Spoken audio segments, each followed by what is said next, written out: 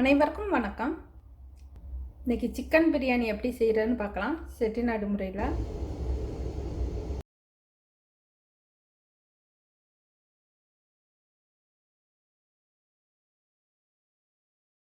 Chicken 1/2 kilo எடுத்திருக்கேன். நான் வந்து நாட்டுக்கோழி எடுத்திருக்கேன். பிராய்லர் வேணாலும் எடுத்துக்கலாம். 1/2 கிலோ 3/4 கிலோ அளவு எடுத்துக்கலாம். முதல்ல மசாலா சேர்த்து ஊற வச்சுக்கலாம். தேவையான அளவு உப்பு, கொஞ்சமாக மஞ்சள் தூள், 1 டீஸ்பூன் மிளகாய்த்தூள், 1 டீஸ்பூன் கரம் மசாலா, 2 டீஸ்பூன் தயிர் இது சேர்த்து கலந்து வைக்கலாம்.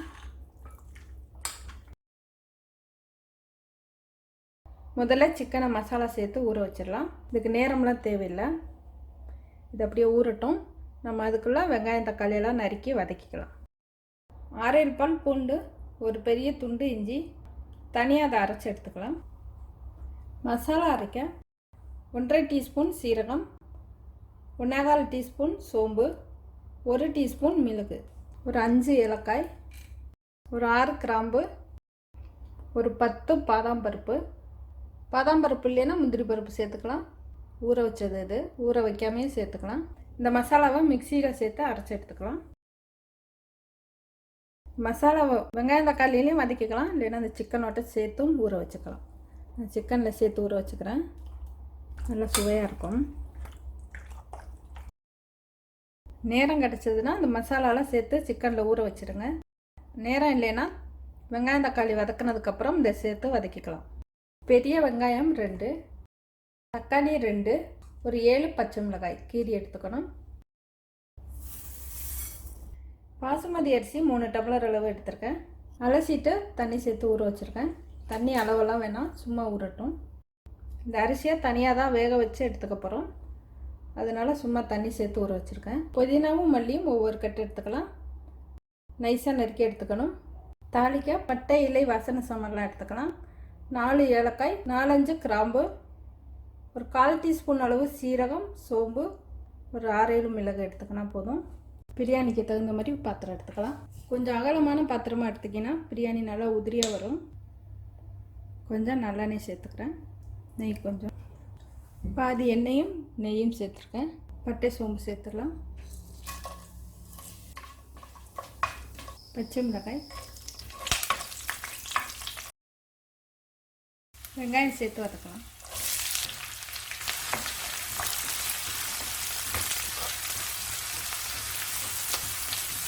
வெங்காயம் நிறம் மாறுற வரைக்கும் நல்லா வதக்கி எடுத்துக்கணும்.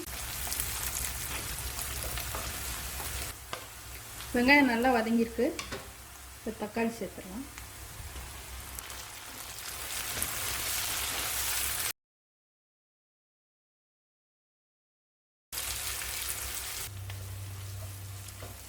இப்போ இஞ்சி பூண்டு சேர்த்து வதக்கலாம்.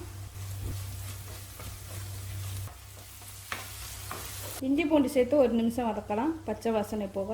இப்போ ஊற வச்ச சிக்கனை சேர்த்து வதக்கலாம்.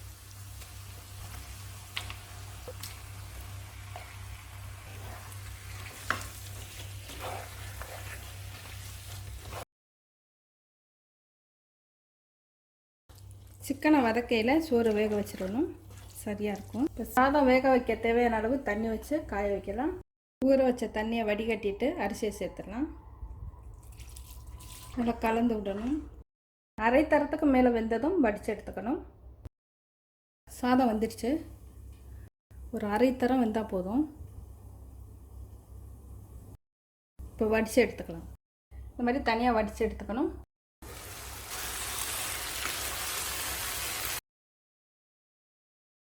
ரெண்டு 3 நிமிஷமாவது நல்லா வதக்கி விடணும். நம்ம ஏற்கனவே சிக்கனில் உப்பு சேர்த்து ஊற வச்சுருக்கோம். இப்போ மசாலாவுக்கு சாதத்துக்கு தகுந்த மாதிரி உப்பு சேர்த்துக்கலாம்.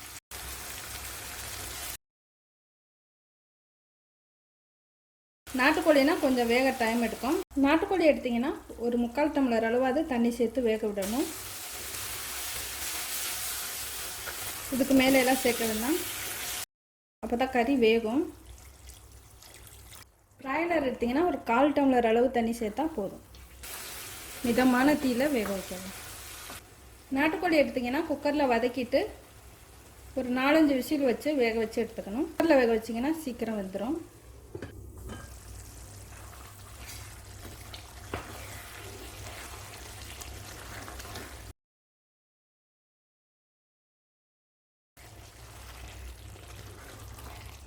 சிக்கன் நல்லா வெந்துடுச்சு.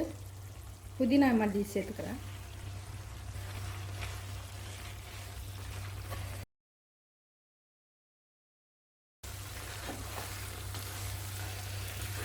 இப்போ வடித்த சாதத்தை இதில் சேர்த்துடலாம்.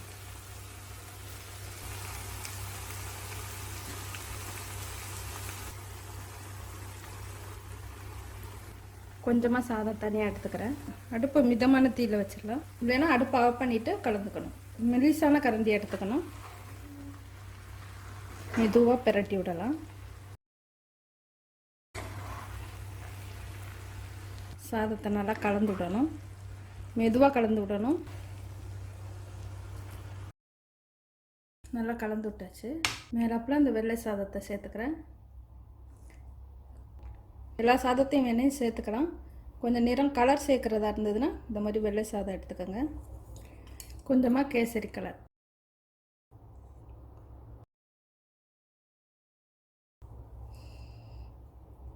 நிறம் வேணா மட்டும் சேர்த்துக்கோங்க, இல்லைன்னா எல்லா சாதத்தையும் சேர்த்து கலந்துடலாம்.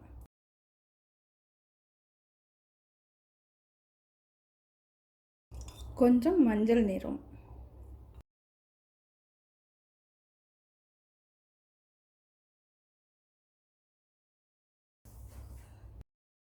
வாசம் போகாமல் இறுக்கமான மூடி வச்சு மூடணும். இந்த மாதிரி அலுமினிய பாயில் வச்சு இறுக்கமாக மூடிடுங்க. அதுமாதிரி இந்த மூடி வச்சுக்கலாம். வாசம் போகாமல் சாதம் உதிரியாக வரும். பழைய தோசைக்கல் வச்சுட்டு அடுப்பை சிம்மில் வச்சிடணும். பிரியாணி பாத்திரத்தை இந்த மேலே வச்சிடலாம்.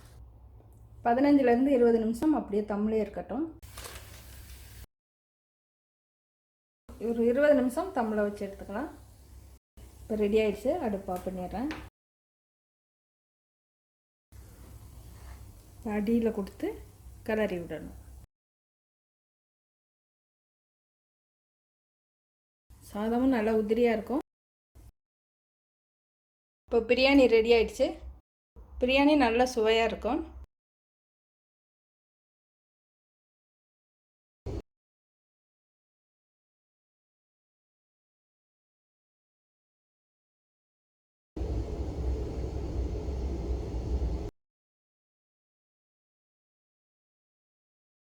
நன்றி, வணக்கம்.